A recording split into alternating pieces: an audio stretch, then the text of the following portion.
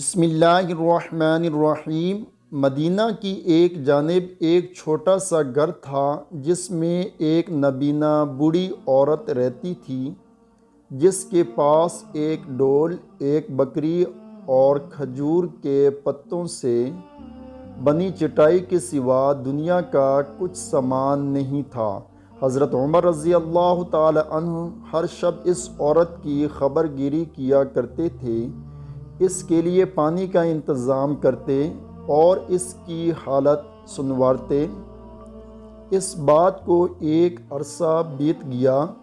ایک دن حضرت عمر رضی اللہ تعالی عنہ اس کے گھر تشریف لے گئے تو دیکھا کہ ہر چیز بسلیقہ اور ترتیب کے ساتھ رکھی ہوئی ہے۔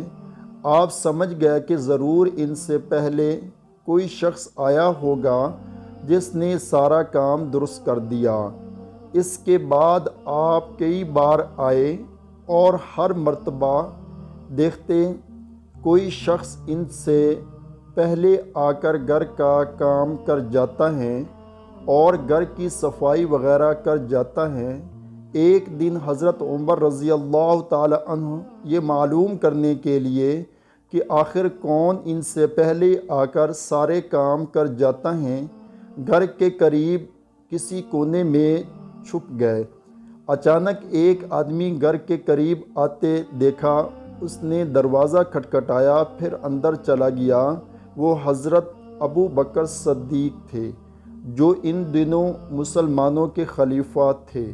حضرت عمر رضی اللہ تعالی عنہ اس پوشیدہ جگہ سے باہر آئے۔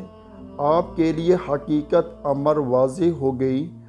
اپنے آپ سے اظہار تعجب کرتے ہوئے کہنے لگے، ابو بکر، خدا کی قسم تم ہی ہو سکتے ہو۔